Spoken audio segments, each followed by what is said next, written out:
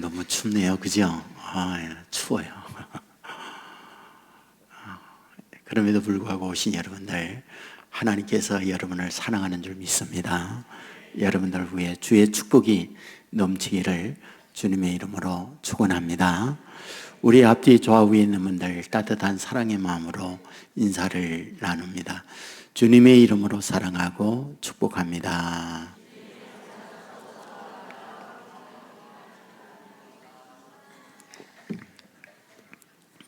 예, 감사합니다. 위리겐 휠러라고 하는 독일분이 성공의 비법이라고 하는 책을 내셨습니다. 이 책에서 두려움의 상호성, 이것을 설명을 해 줍니다. 세상을 살아가다 보면 두려움은 그림자와 같이 항시 공존하는 문제인데 그것은 상호적이다 라고 설명을 합니다. 그 상호성을 설명하기 위하여 늑대 이야기를 합니다.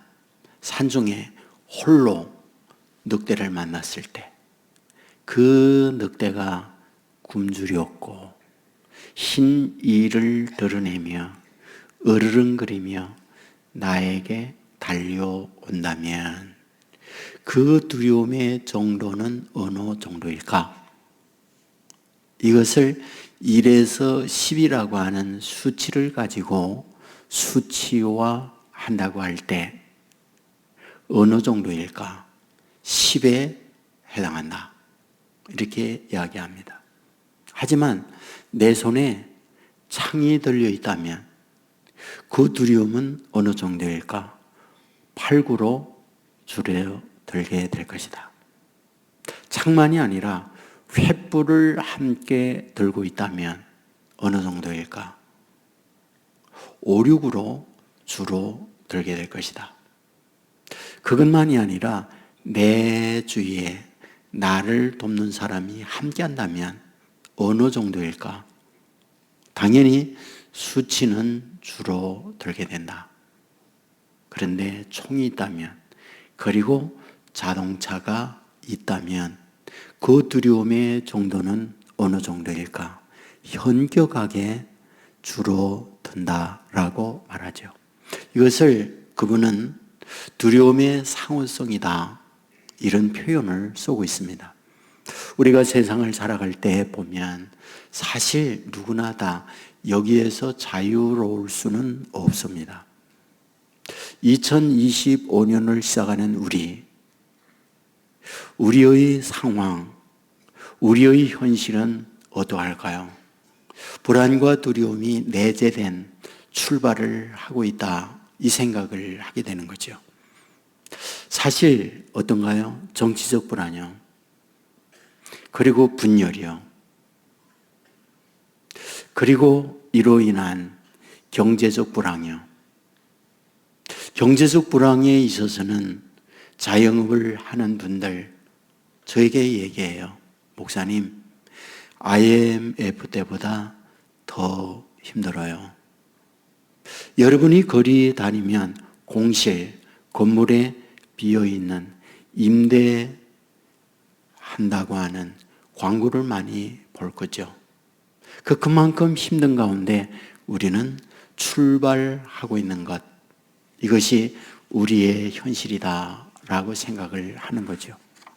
바로 이런 현실에 있는 우리에게 하나님이 우리들에게 하고 싶은 게 뭘까? 당연히 담대함인 거죠.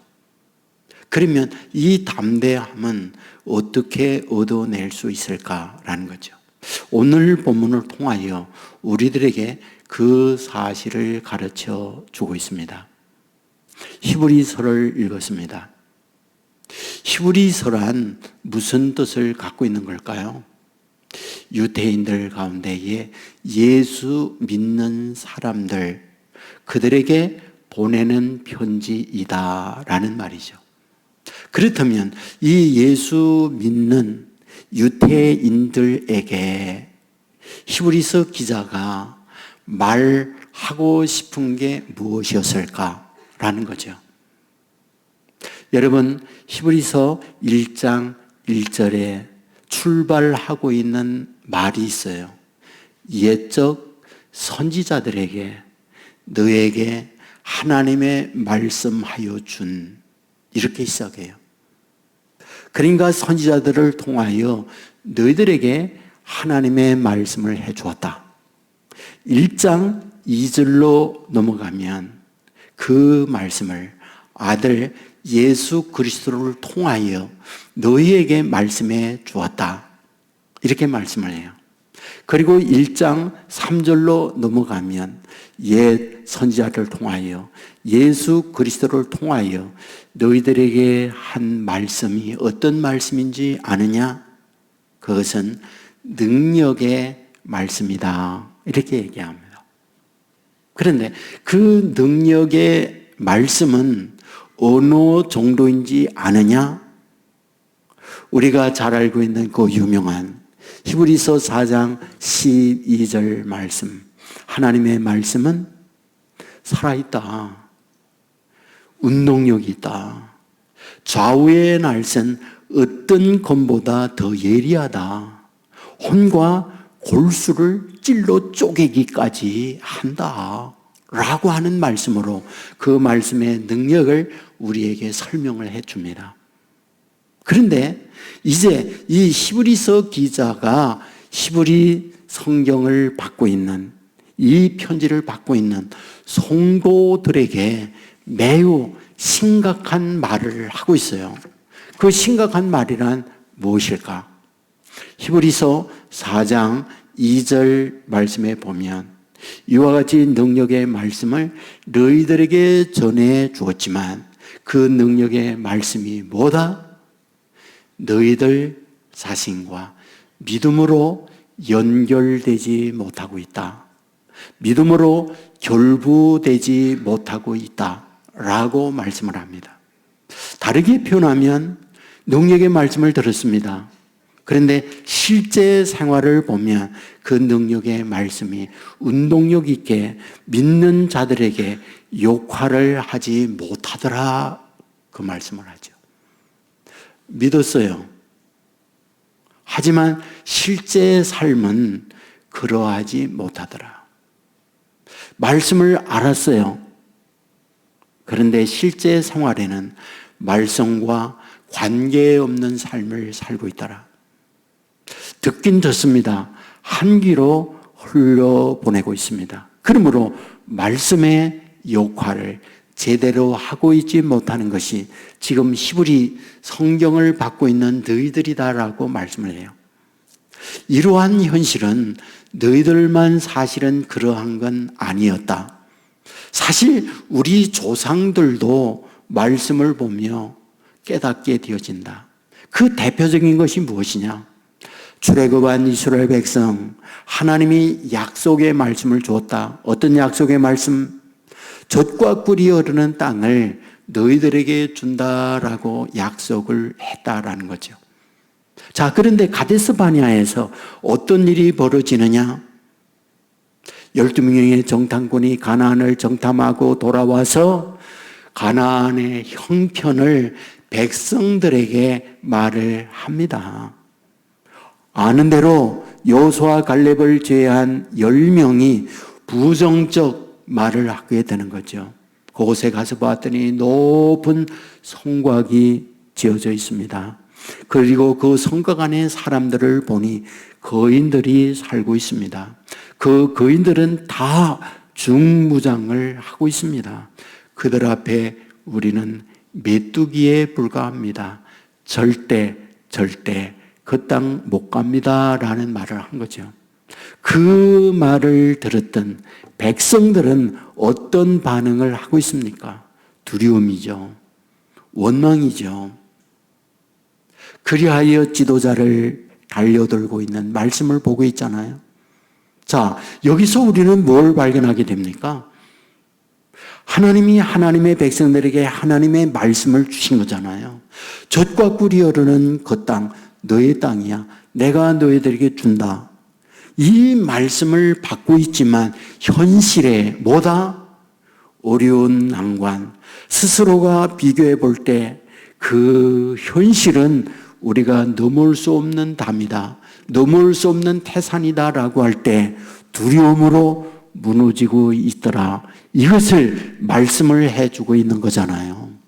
자, 그렇다고 한다면 매우 중요한 사실을 여러분에게 드리고 싶은 것이 있어요. 왜 이 두려움은 우리에게 상존하고 있는 거지? 라는 거죠. 믿음의 사람들도 두려움이 있습니다. 그렇다면 왜 이런 두려움이 우리에게 떠나지 않고 있는 거지? 라는 거잖아요.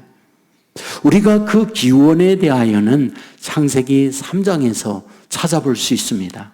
왜? 두려움이라는 단어가 창세기 3장 10절에서 처음으로 나오고 있기 때문에 그러합니다. 그러면 그 두려움이 언제 처음으로 등장하고 있는 것일까요?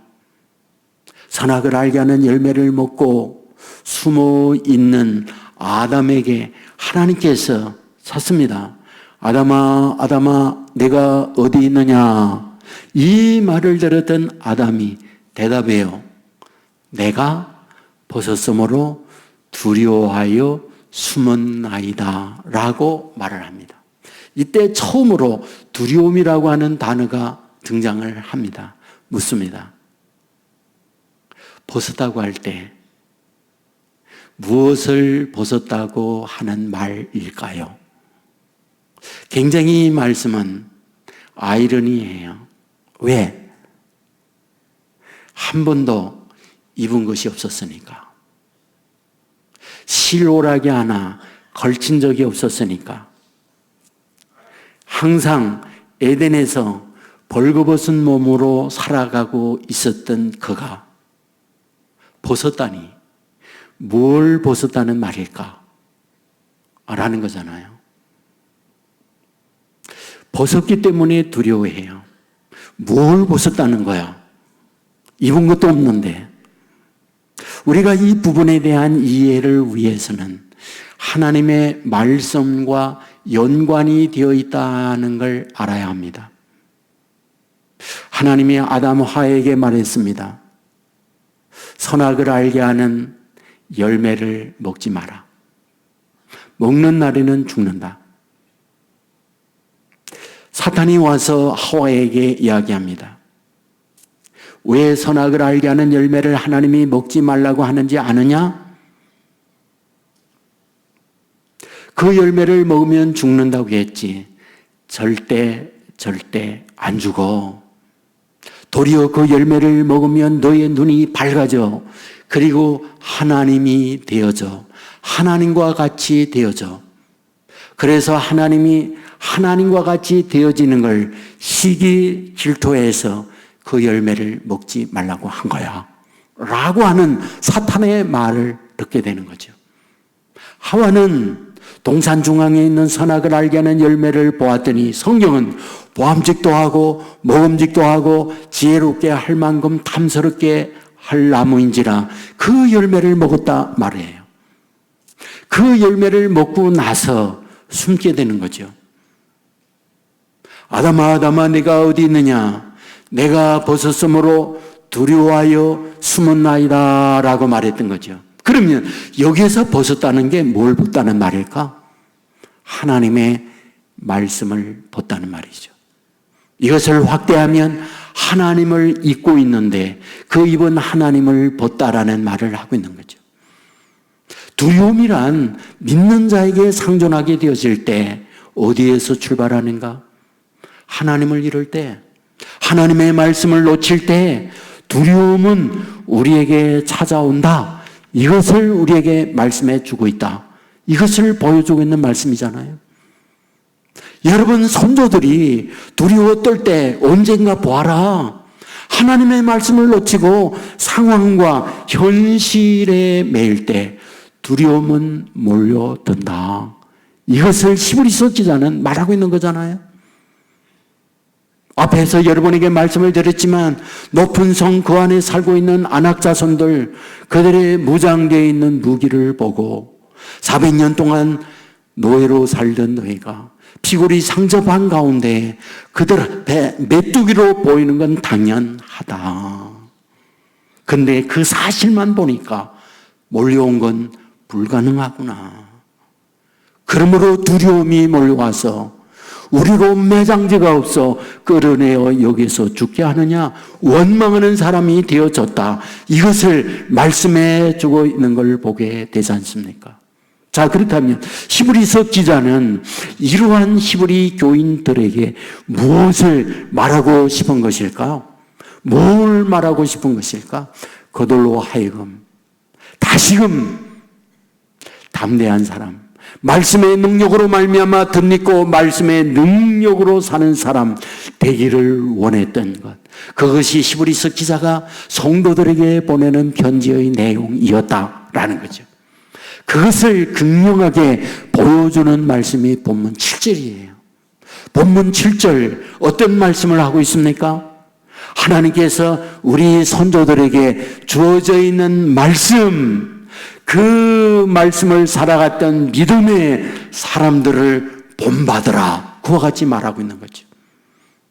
하나님의 말씀을 믿음의 선조들에게 말씀했다. 그리고 그 믿음의 선조들이 그 말씀으로 살아간 이들이 있다. 그러므로 그들의 믿음을 너희들은 본받으라 라는 것이 본문 7절의 내용인 거죠. 그렇다면 여기서 말하고 있는 믿음의 선조들은 누구를 가르치고 있는 겁니까? 바로 그것이 그 유명한 히브리서 11장 믿음장의 나오는 믿음의 인물이 있는 거죠. 그러면 그 믿음장에 등장하고 있는 믿음의 많은 선조들의 인물들 누구들이요? 물론 에녹, 노아, 아브라함 등등 수많은 믿음의 선조들을 말하고 있죠. 그런데 그 뒤에 히브리서 11장 33절 말씀에 보면 사자의 입에 던져졌지만 두려워하지 않는 믿음의 선조들이 있었다. 불의 세력이 있었지만 생명의 위협을 받고 있으면서 겁내하지 않는 믿음의 선조들이 있었다 말하고 있는 거죠. 당당했죠. 비굴하지 않았죠. 담대한 사람으로 살아가는 하나님의 사람들이었던 거죠. 누구? 다니엘이요. 다니엘은 굶주린 사자굴 속에 던져졌지만 죽음 앞에 비굴하지 않았잖아요. 어째서? 나와 함께 하시는 하나님이 나와 동행하시고 나를 돕는다는 그 믿음으로 말미암아 사자굴 속에 들어갔지만 이 믿음으로 들어갔던 이 사자굴 앞에 사자들이 도리어 두리어 떨고 이 다니엘을 보호해 줬다는 말씀을 하고 있는 거잖아요. 다윗도 말하고 있잖아요. 골리앗 앞에 모든 군인들 사울왕 두려운 공포에 도망을 쳤습니다. 그러나 어렸던 다윗 어떠한가요? 너는 칼과 단창을 가지고 오지만은 나는 만군의 여호와 이름으로 네게 가노라 당당하게 서고 있는 걸 보게 되지 않습니까? 무엇이요? 골리앗이 아니라 나와 함께 하시는 하나님에 대한 믿음을 가지고 나아가게 될 때 이런 담대한 사람, 두려움에 떨지 않는 사람 되었다라고 우리에게 말씀해 주고 있지 않습니까? 여러분, 저와 여러분의 삶 동일하다는 걸 우리에게 말씀해 주고 있는 거죠. 믿음의 사람들이 왜 능력에 있는 말씀을 듣고 있는데, 운동력 있는 살아있는 말씀을 듣고 있는데 왜 현실 앞에, 문제 앞에 좌절하고 절망하고 두려워 떨고 불안해야 합니까? 단 하나죠. 말씀보다 당하고 있는 문제가 더 크다고 느껴지니까 말씀은 언제가 안 되었고 현실의 문제 앞에 나 자신이 한없이 초라하게 느낄 때 우리는 불안과 두려움에 쌓이게 되는 거죠. 자, 그렇다면 이런 현실 앞에 우리들에게 요구하고 있는 하나님의 의도, 하나님의 바람 무엇입니까? 저는 그것을 창세기 32장을 통하여 여러분에게 말씀을 드리고 싶습니다. 저는 창세기 32장을 너무 좋아해요. 창세기 32장 7절에 보면 야곱이 심히 두렵고 답답하여라는 말씀이 있습니다. 자, 그렇다면 왜 야곱은 심히 두렵고 답답해 했을까? 여러분 말씀의 배경 잘 압니다. 20년 만에 고국을 향하여 돌아오게 될 때에 20년 전 형을 속이고 형의 칼날을 피하여 도망갔던 그 생각이 새록새록 떠오릅니다. 형 에서가 20년 전 가졌던 그 분노 어떠했을까? 그리하여 신이 많은 종을 형의 집에 보내요. 그 종이 급히 돌아와 하는 말, 주인님 큰일 났습니다. 주인님의 형 에서께서 주인님이 온다는 정보를 벌써 입수했습니다. 그리고 400명의 최신의 병사들, 최신의 무기로 무장하고 주인님의 목을 치겠다고 오고 있습니다. 여러분, 이 말을 들었던 야곱이 심히 두렵고 답답했다라고 쓰고 있어요. 답답하다는 말은 대항할 능력이 없다, 그 말이죠. 그리하여 심히 두렵고 답답한 그 현실을 피하기 위하여 야곱이 취한 행동이 무엇인가요? 숨는 거죠. 숨는 방법이 무엇입니까? 모든 가족을 약복강을 다 건너가게 만들어요. 그리고 자기만 약복강을 안 건너요. 그리고 홀로 남습니다. 두려움이 밀려와 피하고 싶은 거죠. 이런 마음을 가지고 있는 이 야곱에게 하나님이 사자 보내요. 밤새 씨름을 합니다. 그런데 하나님의 사자가 두 가지 행동을 해요. 하나는 허벅지 뼈를 쳐요. 그래서 위고를 시킵니다. 또 하나는 물어봐요. 내 이름 뭐냐? 야곱입니다. 야곱이라 하지 말고 이스라엘이라 하라. 이렇게 바꿔줘요. 그 다음 날이에요. 날이 밝았어요. 이렇게 숨었던 꼬리 뺐던 야곱이 창세기 33장에 가면 제일 전방, 앞장 섭니다. 제일 앞장서요. 숨었던 이 야곱이 제일 앞으로 나가요. 그러니까 지난밤에 자기의 허벅지 환도뼈가 위골이 되고 난 이후, 그리고 내 이름이 뭐냐? 야곱입니다. 그래, 이 이름을 이제는 이스라엘이라, 이 말씀을 듣고 난 이후에 그의 인생이 완전히 바뀌어집니다. 두려우면서 담대한 사람으로 바뀌어집니다. 그렇다면 도대체 어떤 역할이 이 야곱에게 있었는가라는 거죠. 여러분, 환도뼈, 허벅지뼈, 엉치뼈가 위골이 되다라는 말은 사람의 중심을 꺾는다라는 말이에요. 제대로 중심 잡지 못하는 사람으로 만들어버려요. 그런데 야곱이라고 하는 이름의 뜻이 무엇이다? 발목 잡은 자. 발목 잡은 자라는 말은 어떤 의미를 갖고 있다? 인간의 능력, 인간의 방법, 인간의 수단으로 살아오는 것을 야곱이라고 말하고 있는 거죠. 지금까지 내가 살아왔던 내 인생, 내 방법, 내 힘, 내 노력으로 살아왔다. 내 이름이 야곱이더 그러하다. 그런데 이제는 내 이름을 야곱이라 하지 말고 이스라엘이라 하라라고 말씀해 줍니다. 그렇다면 이스라엘의 뜻이 무엇입니까? 하나님과 겨루어 이겼다라는 말이죠. 여러분, 야곱이 힘이 있어서 하나님과 겨루었다라는 말이 아니죠.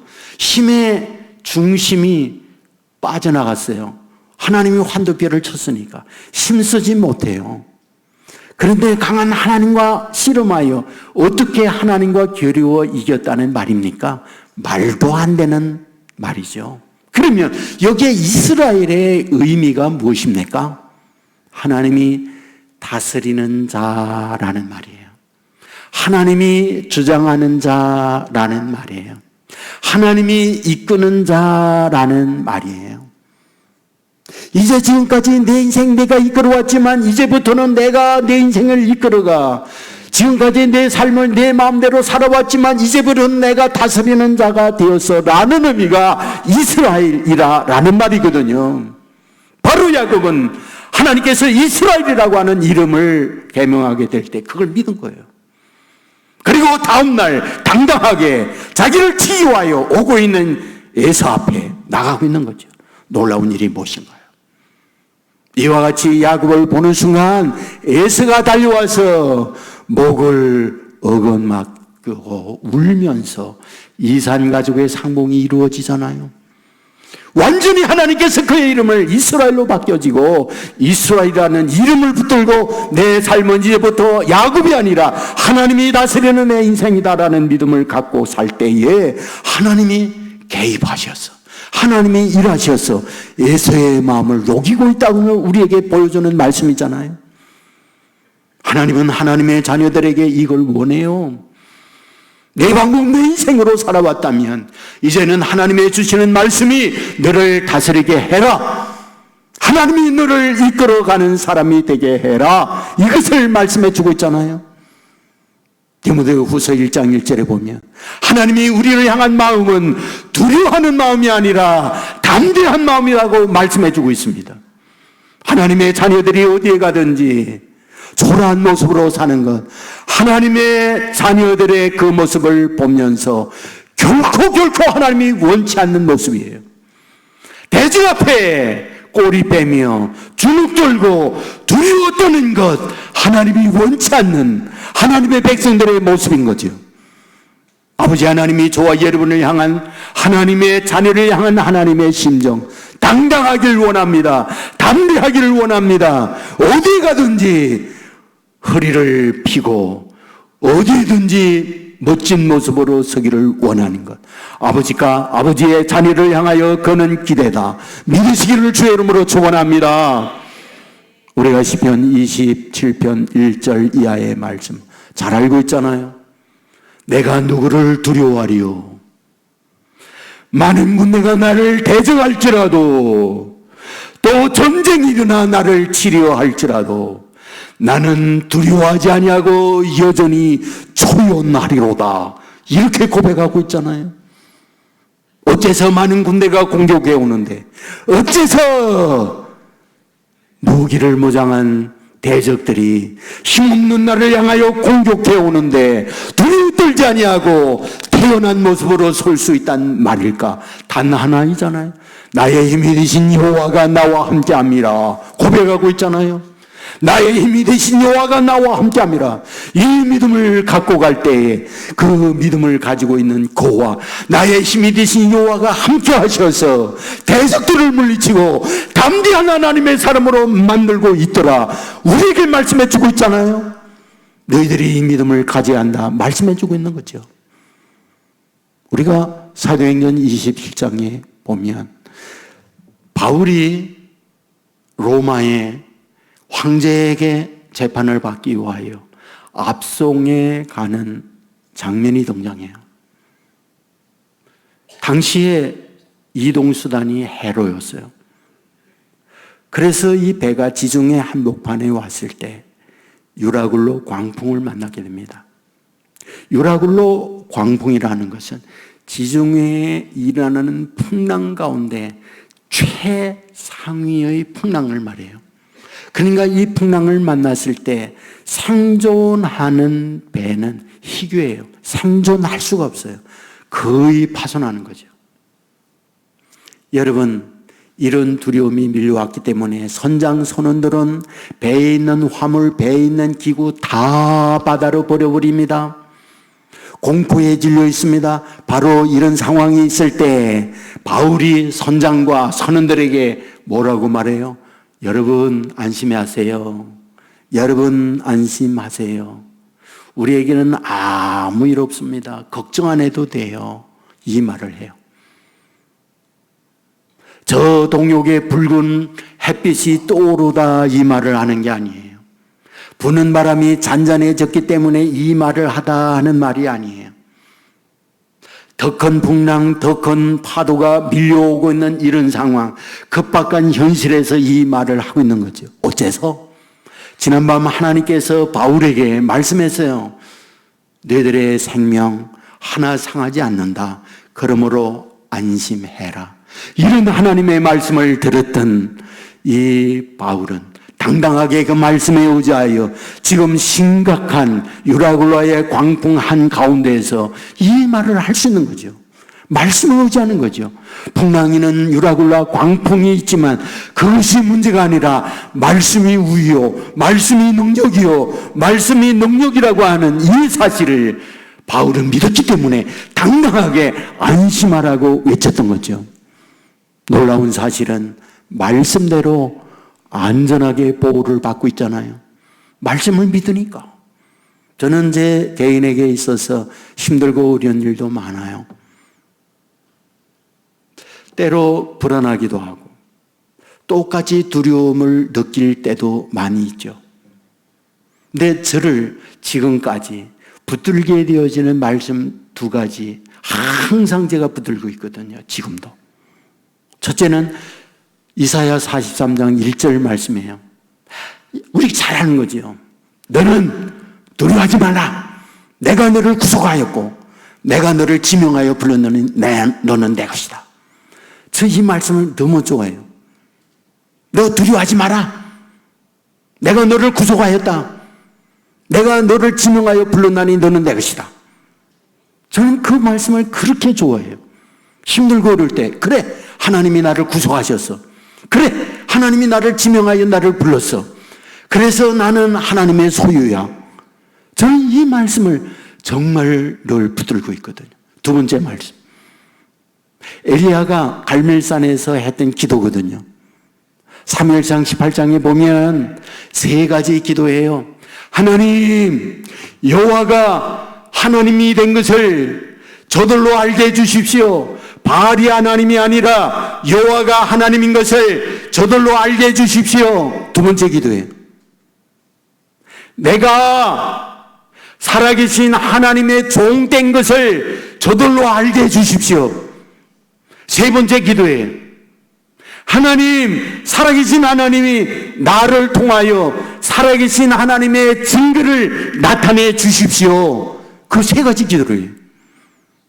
저는 그 세 가지 기도를 늘 제 기도로 삼아요. 아버지 하나님, 하나님의 살아계심, 그리하여 세상에 수많은 과학과 세상에 수많은 신들이 있는데 진정 살아있는 분은 여호와 하나님인 것을 저들로 알게 해주십시오. 동시에 제 자신이 하나님의 부름을 받아 하나님의 종된 것을 저로 알게 해주십시오. 저들로 알게 해주십시오. 세 번째는 저를 통하여 살아계신 하나님의 일을 일하고 있는 것을 나타내 주십시오. 저는 늘 그 부분을 놓지 않아요. 붙들고 있어요. 지금까지 저를 여기까지 이끌어 주었던 것은 여전히 하나님의 말씀이었습니다. 여러분에게도 하나님의 주시는 말씀이 있습니다. 말씀은 능력이 있습니다. 살아있습니다. 지금도 여러분을 통하여 일하고 계십니다. 문제는 믿어야 합니다. 믿음을 가지면 그 믿음대로 살아 역사하시는 능력의 말씀이 일하고 계신다는 사실 믿으시기를 주의 이름으로 축원합니다. 그런데 8절 말씀에 보면 납득이 안 되는 말씀을 이어가고 있어요. 예수 그리스도는 어제나 오늘이나 동일하시니라 라는 말씀을 해요.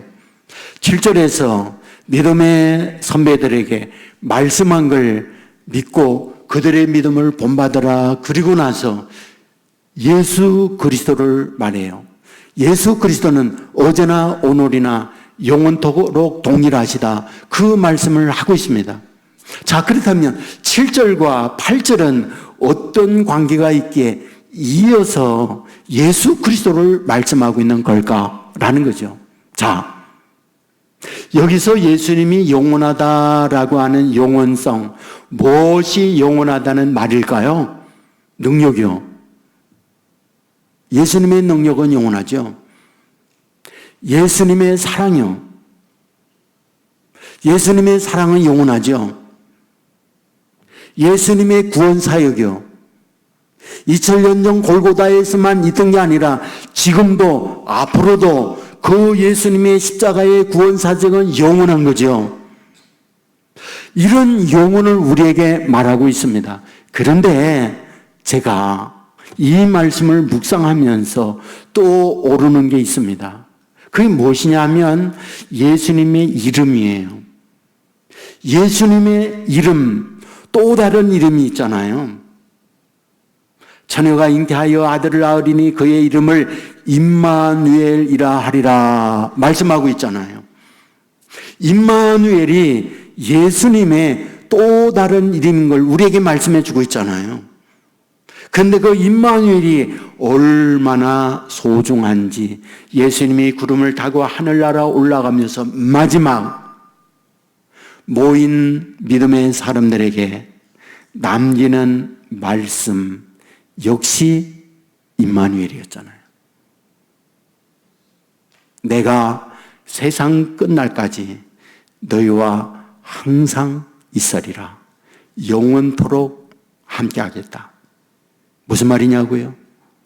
예수님의 알파와 오메가가 임마누엘이었다. 이 말을 하고 있는 거잖아요. 자, 그렇다면 무슨 말일까? 지금 믿음의 선조들에게 말씀을 주었는데 너희도 그 말씀을 본받아라. 그리고 나서 예수 그리스도의 영원함을 말합니다. 그러면 여기에 주신 말씀 가운데 예수 그리스도의 영원함을 말하는 게 뭘까? 그래, 너희들의 처한 환경이 너희가 원치 않는 상황에 놓여 있다 할지라도 우리에게 주시는 말씀 임마누엘이라는 걸 말씀해 주고 싶은 거죠. 그 가운데 여전히 함께 하시는 하나님이 있다는 말씀을 너희가 놓치지 말라는 말씀을 하고 있는 거죠.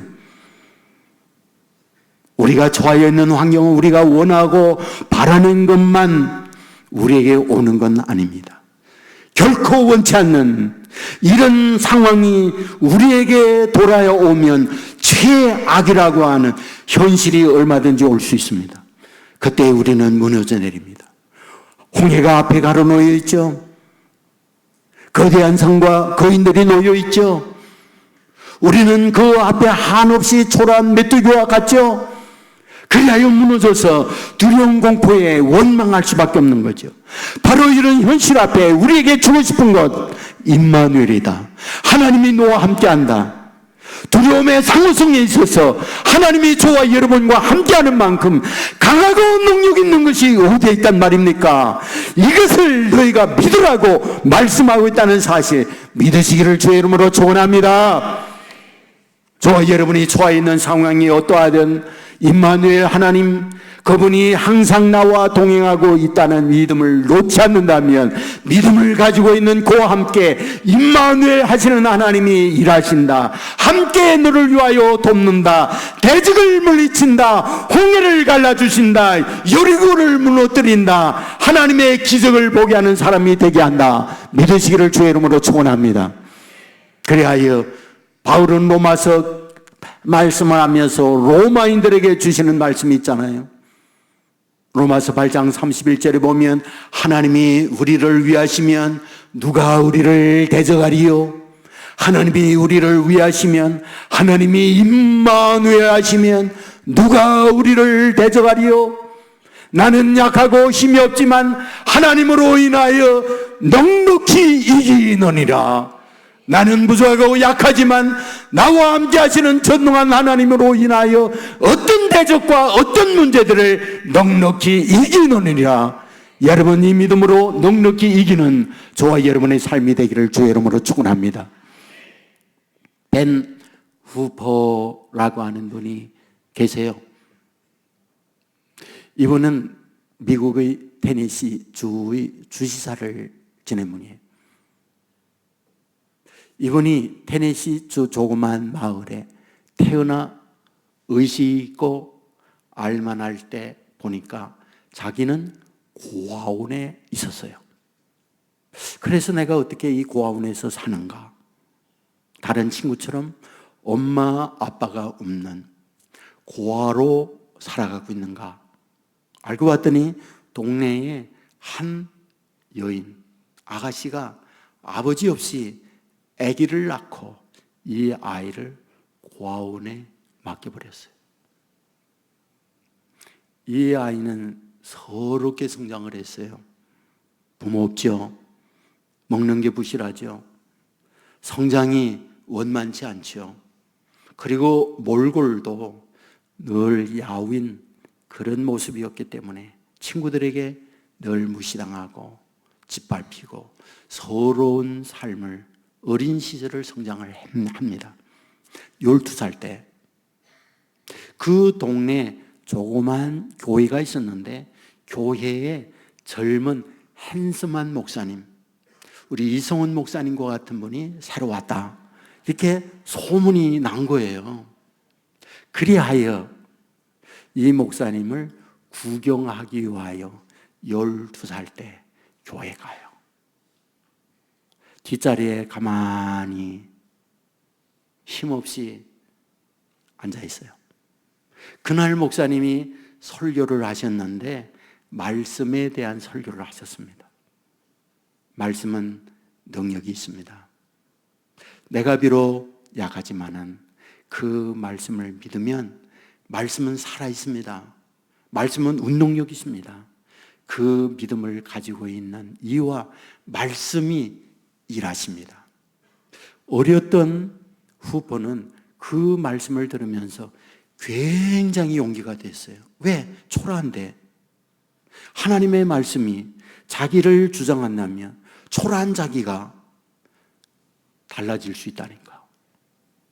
말씀대로 자기를 끌어갈 수 있다니까. 은혜 받았어요. 예배가 끝났습니다. 축도하고 목사님이 나가 인사하는데 낯선 아이가 와 있어요. 대부분이 동네가 조그마하니까 가족, 형편을 다 압니다. 물었어요. 너 누구네 아들이니? 교인들도 사정을 하니까 침묵이 흘러요. 그때 목사님은 금방 눈치채고 말했죠. 너 생긴 걸 보니까 하나님 아들이구나, 이렇게 얘기를 했어요. 그리고 얘기했어요. 너 앞으로 하나님 아들처럼 살아야 돼. 그리고 후보를 보냈습니다. 세월이 갔습니다. 후보는 성장했어요. 테네시스주의 주지사가 됐습니다. 그때 후보는 얘기했습니다. 여러분이 알듯 저는 아빠 엄마 없습니다. 나는 힘들게 어린 시절을 나 홀로 살아왔습니다. 그런데 오늘에 내가 있게 된 것은 12살 때 교회에 갔었거든요. 그날 목사님이 말씀을 하셨습니다. 말씀은 능력이다. 말씀은 살아있다. 지금도 움직인다. 그 말씀을 내 안에 믿고 갈 때 그 말씀이 나를 만들어낸다. 나는 그걸 붙잡았습니다. 그리고 인사하며 나갈 때 나를 하나님의 아들이라고 해주셨거든요. 아빠 없는데, 엄마 없는데 나는 하나님의 아들이구나. 나는 힘들 때 많았어요. 근데 아버지가 나와 함께한다. 그 믿음으로 오늘 내가 여기 있게 됐습니다. 그 말을 고백하게 됐던 거죠. 사랑하는 여러분, 하나님께서 하나님의 자녀들에게 원하는 바가 무엇일까요? 빛을 그리며 살기를 원치 않아요. 초라한 모습으로 움츠린 인생 사는 거 원치 않아요. 우리 아들, 딸들이 어디 가든지 가슴 피고 당당하게 사는 것 부모의 모습인 것처럼 하나님도 하나님의 자녀들인 저와 여러분이 어디에 있든지 가슴을 피고 당당하게 살아가는 걸 원해요. 그 방법이 무엇입니까? 우리에게 말씀을 주셨어요. 그 말씀을 믿으라는 거예요. 히브리 교인들이 힘들어하는 이유 중에 하나, 능력의 말씀을 너희들에게 주었지만 그 말씀과 너희가 믿음으로 결부하지 못했다, 연결하지 못했다라고 얘기해요. 그렇다면 이제 너희들이 할 것이 무엇이냐? 믿음의 선조들 가운데 그 말씀과 믿음으로 연결된 당당한 사람들이 있었으니 그들의 믿음을 본받아야 한다라고 말씀을 해요. 그러면서 예수 그리스도를 말합니다. 예수님은 임마누엘이다. 그걸 믿어라. 너희들이 어디에 있든지 임마누엘 되시는 주님이 너희들과 함께한다. 이 말씀을 하고 있는 거죠. 이 믿음을 우리가 갖는다면, 이 믿음을 갖고 있는 저와 여러분과 임마누엘 되시는 주님이 살아 역사한다. 믿으시기를 주의 이름으로 축원합니다. 그리하여 하나님이 나와 일하셨다. 이런 고백과 간증이 저와 여러분에게 임하는 복된 한 해가 되기를 주의 이름으로 축원합니다. 모두 자리에서 일어나서 같이 뜻을 생각하며 찬양하겠습니다.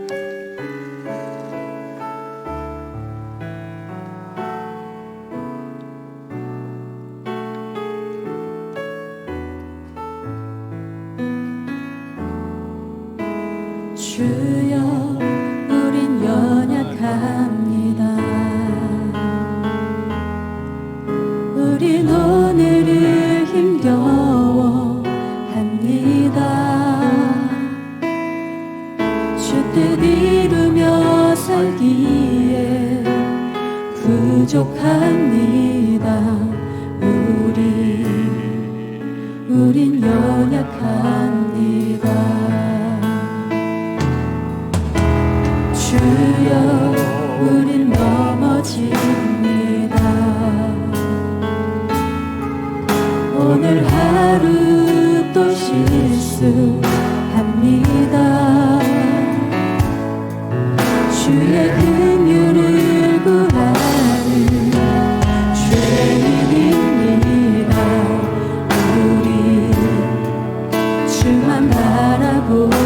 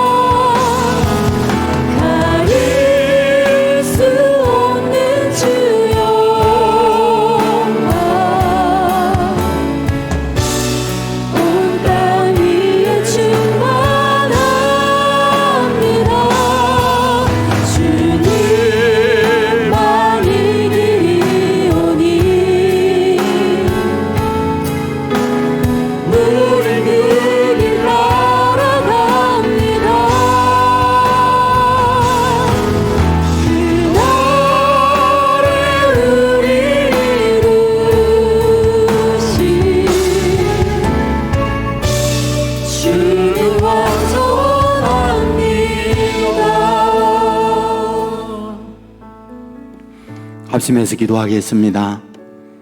말씀을 생각하며 기도해 주시고 각자 가지고 있는 기도의 제목 믿음으로 구하는 시간을 갖겠습니다. 주여 한번 외치고 합심하여 기도합니다. 주여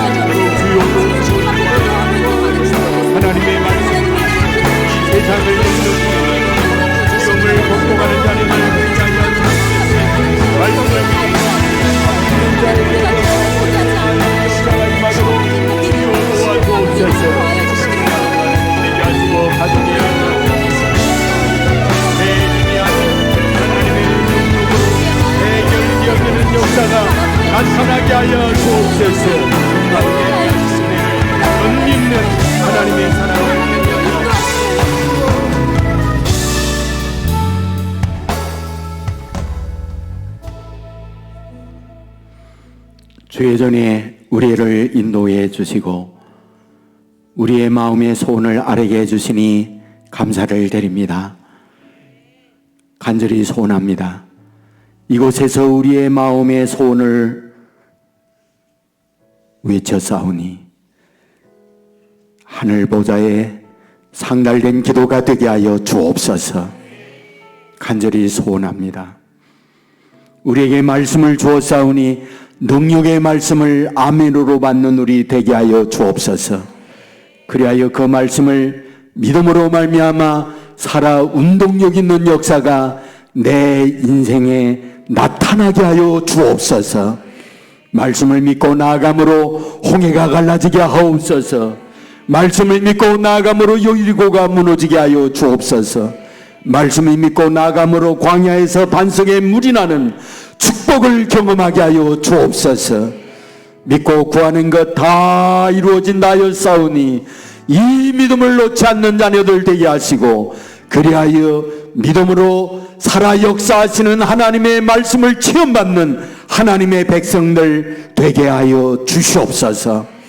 길이요 진리요 생명 되시는 우리 주 예수 그리스도의 은혜와 아버지 하나님의 그 넓으신 사랑과 성령님의 감화 감동 축복 역사 인도하심이 이 자리에 참여한 주님의 자녀들, 병상에 있는 자녀들, 고뇌가 있는 젊은이들, 해외나 지방에 나가 있는 주의 백성들, 선교지에서 목숨을 위해 헌신하는 선교사님들, 영상을 통하여 가정에서 예배에 함께하고 있는 믿음의 가족들, 저들의 가정, 저들의 아는 일, 저들의 앞날 위에 이제부터 영원토록 함께 있을지어다. 아멘.